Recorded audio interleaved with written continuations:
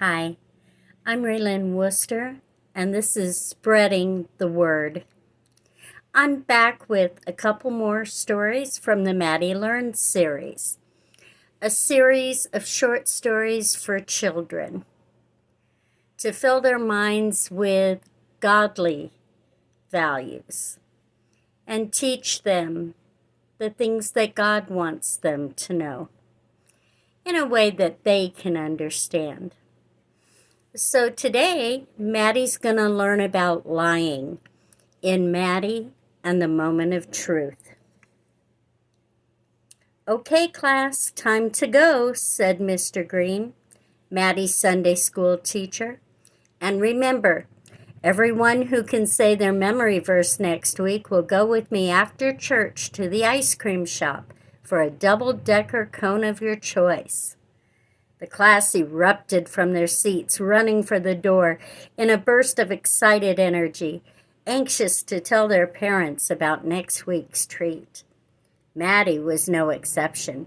Ice cream was her all-time favorite food. And a double-decker. Mommy usually only let her have one scoop at a time. What a treat! Maddie was determined to learn her verse and learn it well. When Maddie got in the car to go home, she asked Mommy, "Is God really going to bomb the nation?" "Maddie, wherever did you hear that?" the surprised Mommy answered. "It's our memory verse," Maddie explained. Proverbs 12:22. "Lying lips are a bomb the nation to the Lord." Mommy chuckled. "The word is abomination, Maddie. It means something God hates so much it makes him sick to his stomach."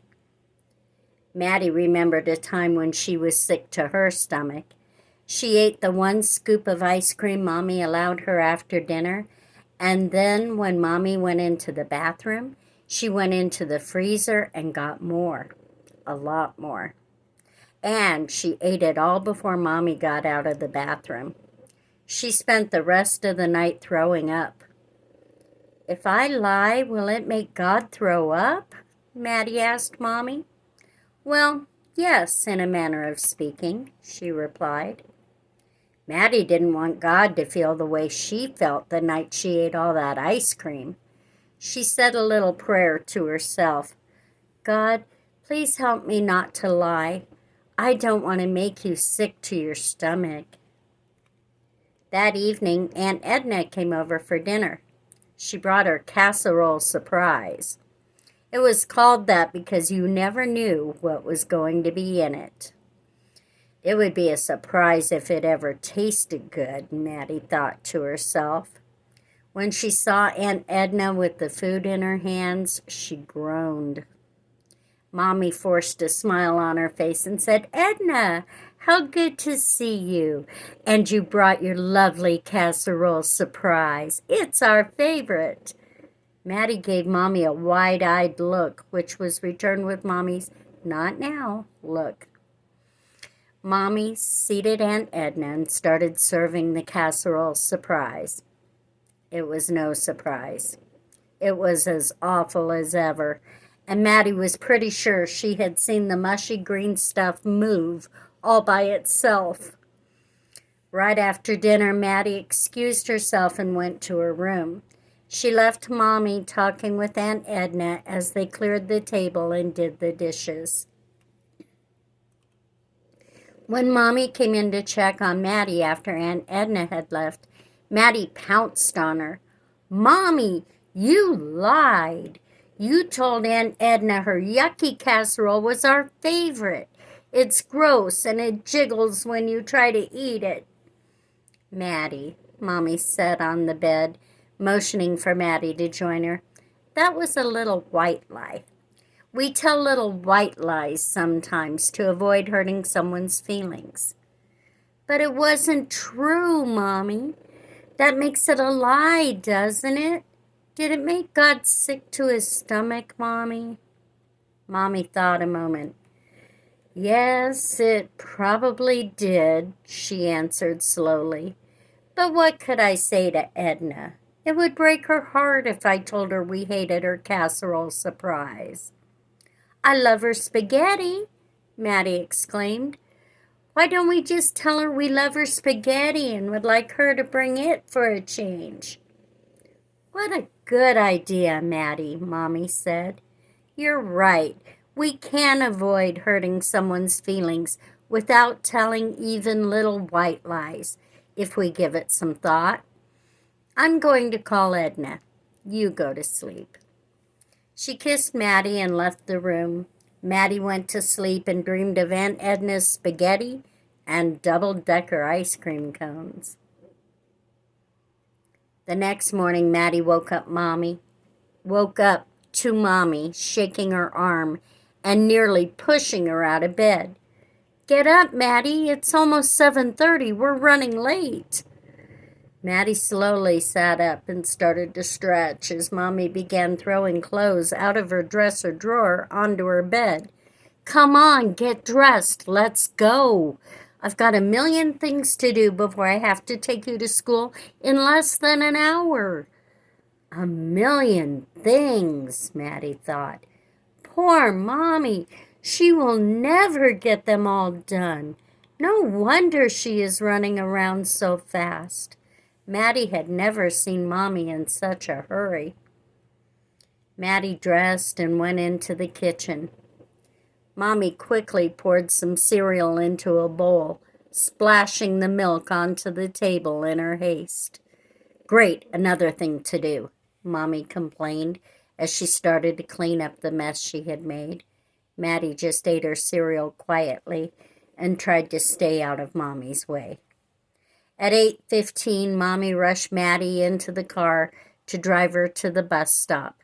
It was several blocks away, and Mommy didn't like Maddie to walk that far alone. Mommy went over her list of things to do. Drop off Maddie, drop off the dry cleaning, pick up more milk, and be home by 8:30 for the cable man to arrive. I'll never make it, she huffed. But Mommy, that's only 4 things to do. Not a million, Maddie said. Mommy answered a little impatiently. I was exaggerating, Maddie. It might as well be a million. I still will never get it all done in time. But Mommy, Maddie insisted, 4 isn't a million. Was that a lie? Did it make God sick to his stomach, Mommy? Mommy sighed. Yes, Maddie, it probably did. People exaggerate all the time and don't think about it being a lie.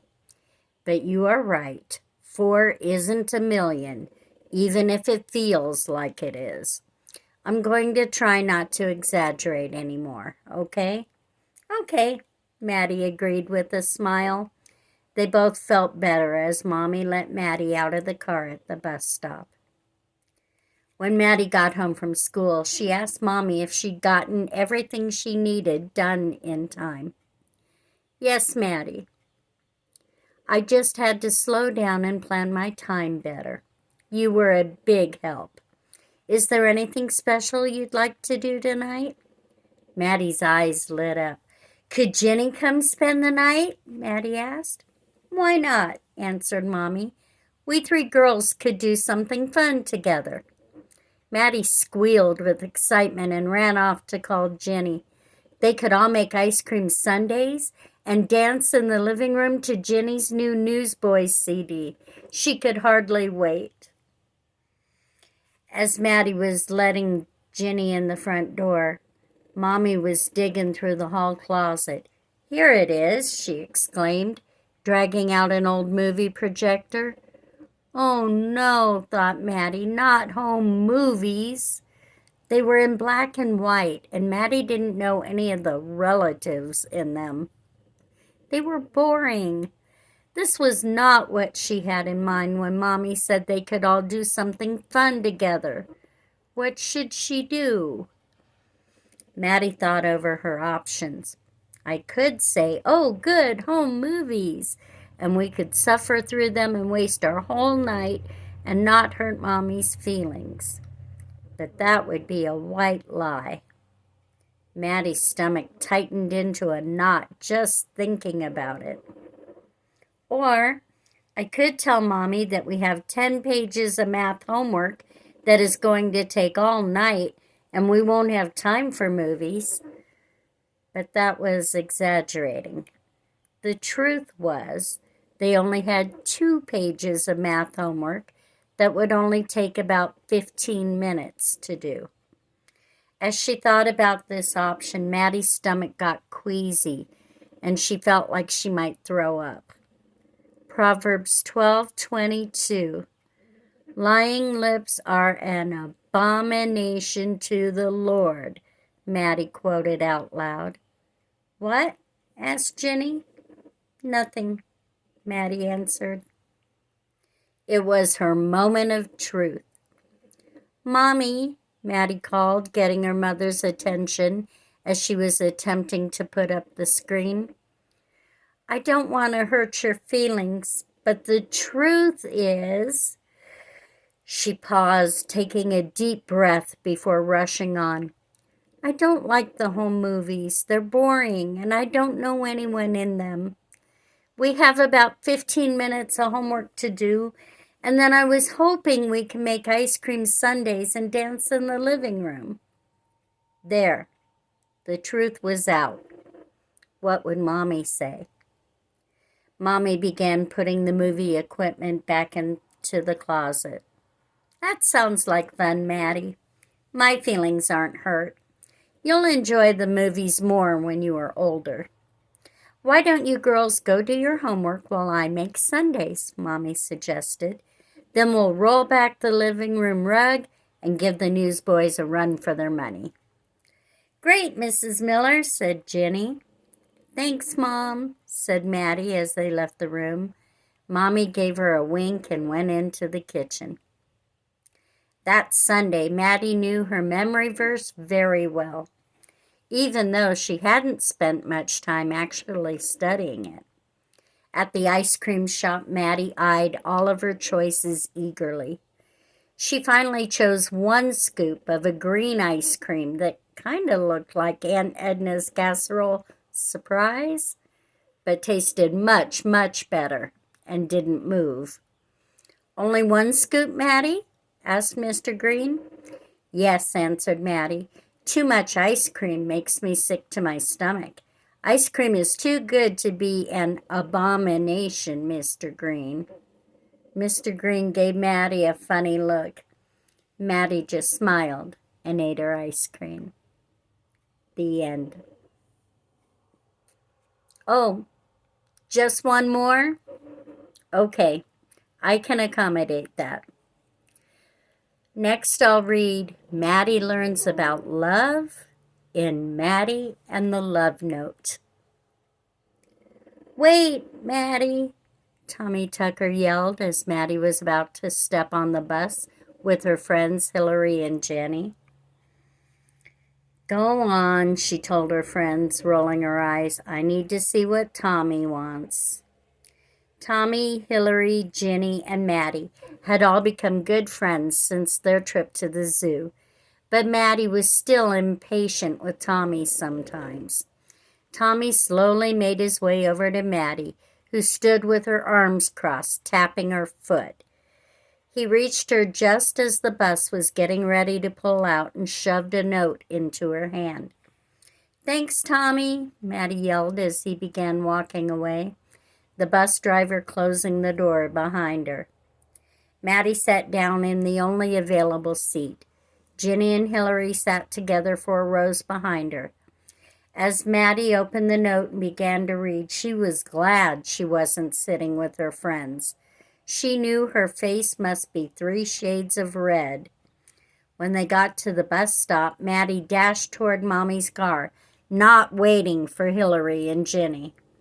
Bye, guys. See you tomorrow, she hollered over her shoulder. Her friends waved back with puzzled looks on their faces. Okay, Maddie, what's up? Asked Mommy as they walked into the house. You could barely sit still in the car. Maddie handed her the note. Look what Tommy Tucker gave me after school, Mommy. Mommy's eyes widened a little as she read, "Do you love me? Yes or no? Circle 1. "Do you love Tommy, Maddie?" Mommy wondered aloud. "Oh, yes, Mommy. He's one of my best friends."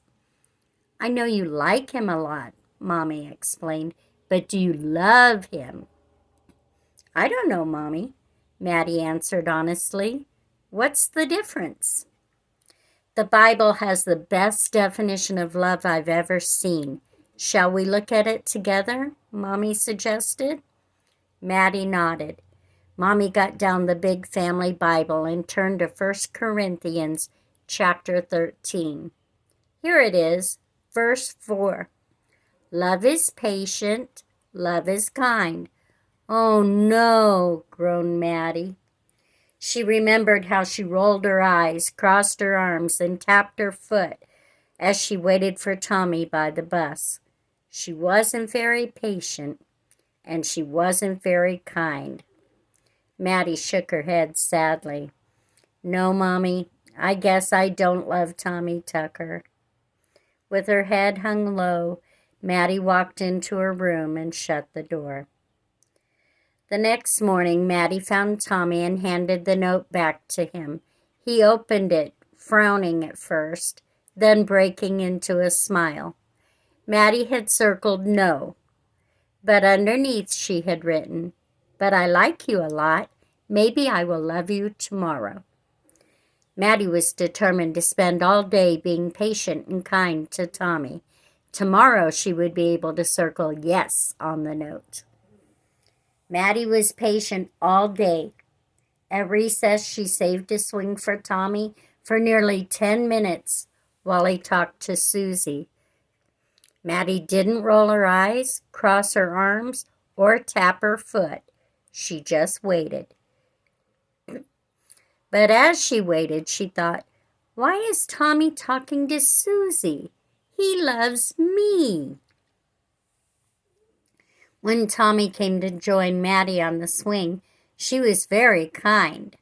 She smiled and didn't ask him what took so long. They walked in from recess together, and as they passed Susie, Maddie lifted her chin and looked the other way. She overheard Susie telling Annie that Maddie was stuck up, but Maddie didn't care. Susie shouldn't have been talking to Tommy. After school, Tommy handed Maddie another note. She smiled. She knew what it was going to say. When Maddie got home, she grabbed Mommy's arm excitedly. "Get the Bible, Mommy. I got another note. I know I love Tommy now." Maddie rattled breathlessly. The new note said, "Do you love me now? Yes or no? Circle 1. Mommy opened to 1 Corinthians 13:4 and began to read. "Love is patient, love is kind." "I was patient, I was kind," Maddie interrupted. Mommy continued. "Love is not jealous or haughty." "What's haughty?" Maddie asked. "It means stuck up," replied Mommy. "Oh no," Maddie groaned. She was jealous when she saw Tommy talking to Susie, and Susie had told Annie that Maddie was stuck up when she had ignored her after recess. "What's the matter, honey?" Mommy asked tenderly. Maddie sadly replied, "I guess I still don't love Tommy, Mommy. This love stuff is harder than I thought." She walked slowly down the hall and into her room. The next morning, Maddie found Susie and apologized to her for her behavior the day before. They hugged and everything was okay again. They had been best friends at one time after all. Then Maddie found Tommy and handed him his note. She had circled no, but had added, "I'm sure I'll love you tomorrow, though." At recess, Maddie waited patiently while Tommy talked to Susie and Annie. She was kind, she wasn't jealous, and she didn't ignore her two girlfriends. When Tommy joined her, he said he wanted to swing, but Maddie wanted to play on the monkey bars. We swung yesterday, Maddie pouted. Tommy said he wanted to swing today, too. Fine, swing by yourself then, Maddie said, stomping toward the monkey bars. She noticed with satisfaction that Tommy was following along right behind her. Tommy gave Maddie another note that day after school. Maddie was happy. She knew what it would say, and she knew how she would answer. Mommy was already waiting with the Bible open when Maddie approached with Tommy's note. Love is patient, love is kind, she read. So am I, thought Maddie. Love is not jealous or haughty. Neither am I, thought Maddie. Love does not insist on getting its own way. Love is not easily provoked. What's it mean, Mommy? Maddie asked. It means if you love someone, you don't get angry if you don't get your way. Sometimes you do what they want to do. Oh, no, groaned Maddie. Still don't love Tommy? Mommy asked. I guess not, Maddie replied with a sigh. Do you want to hear the rest? Mommy asked. Okay, Maddie whispered. Love thinks no evil, rejoices in the truth. Love bears all things, believes all things, hopes all things, endures all things. Love never fails. Wow, Maddie exclaimed. It's a lot of work to love someone, isn't it, Mommy? It sure is, Mommy agreed. The next day at school, Maddie didn't return Tommy's note. She handed him one she had written instead. It said, Do you love me? Yes or no, circle 1. Tommy looked at Maddie and said, Of course I love you. You're one of my best friends. I know you like me a lot, but do you love me? Maddie insisted. Tommy shrugged. I don't know. What's the difference? Boy, do you have a lot to learn, Maddie chuckled.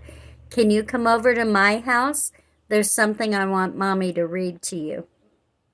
Tommy listened to Mrs. Miller as she read 1 Corinthians 13, verses 4 through 8 from the Bible. See, Tommy, Maddie explained, there's a lot more to love than liking someone a lot. Tommy understood.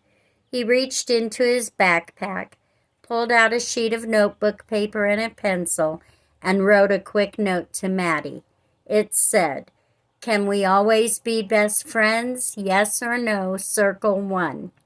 Maddie smiled. This was one note she could answer by circling yes. The end. I hope you enjoyed the reading of Maddie Learns today, Maddie and the Love Note, and Maddie and the Moment of Truth. It's so important that our kids learn what lying is all about because they're surrounded by it. And they need to be able to recognize it. And they need to learn how to combat it with Scripture, like Maddie did. Lying lips are abomination to the Lord.